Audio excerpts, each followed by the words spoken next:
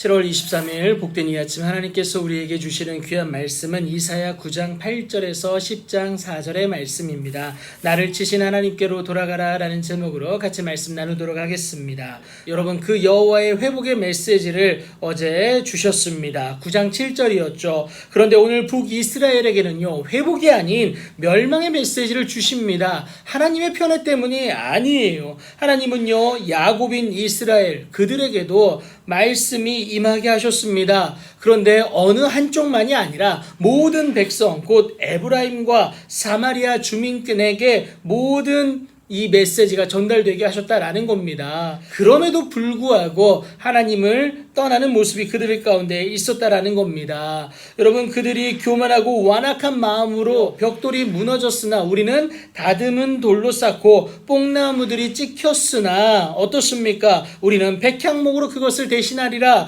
그러니까 하나님이 없으면 대체제를 찾겠다라는 겁니다. 그것으로 하나님을 대신하고 하나님께 돌아가지 않겠다라는 것을 의미해요. 여러분, 위험이 닥치면 하나님을 생각하고 찾는 것이 마땅한데 이들은 오히려 자신의 힘으로 일어서겠다라는 겁니다. 하나님 없이도 살아갈 수 있다라고 자신하는 것, 여러분 뭡니까? 교만이라는 거예요. 하나님 없는 피조물의 삶은 여러분 죄일 수밖에 없습니다. 이 때문에 하나님 여호와께서 르신의 대적들을 일으켜서 그를 치게 하시는데 아수르를 통하여서 북이스라엘을 심판하시겠다라는 것이 열왕기하 16장 9절에도 나와 있습니다. 그런데 그렇다고 아수르만 상대하는 것이 아니에요. 여러분, 북이스라엘의 우방이었고 동맹국이었던 아람이 여러분 그들의 적이 되어버립니다. 그래서 여러분 오늘 본문 12절에서 앞에는 아람 사람이요 뒤에는 블레셋 사람들이 있는데 그들이 모두 입을 벌려 이스라엘을 삼키려고 우는 사자와 같이 덤빈다라고 말하지 않습니까?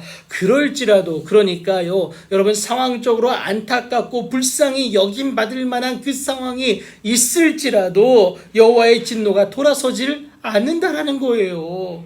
여러분, 무엇보다 심판하시는 그의 손이 여전히 펴져 있을 것이다, 이것을 말하고 있습니다. 여러분, 이 여호와의 진노를 돌아서게 하기 위해서는요, 상황적 연약함이 아니라, 불쌍함이 아니라 여러분 단 한 가지의 방법, 바로 회개다라는 겁니다. 우리가 돌이켜 죄를 자백하면요, 그는 미쁘시고 의로우사 우리 죄를 사실 뿐만이 아니라 우리의 모든 불의에서 여러분 깨끗하게 하신다라는 겁니다. 그래서 여러분 하나님께 돌아가기만 하면 되는데, 고난을 당하였음에도 여러분 북이스라엘은 그 백성을 치신 그 하나님께 돌아가질 않습니다. 만군의 여호와를 찾지 아니하는데 여러분, 이것이 가장 큰 죄가 아니겠습니까? 이로 인하여서 추가적인 범죄가 이루어지게 되죠. 그래서 하나님은요, 절대 그들을 기뻐하지 아니하실 뿐만이 아니라 긍휼히 여기시지도 않는다라는 겁니다. 그들의 악행으로 인한 멸망은요, 상상 이상으로 사회 질서를 무너뜨리는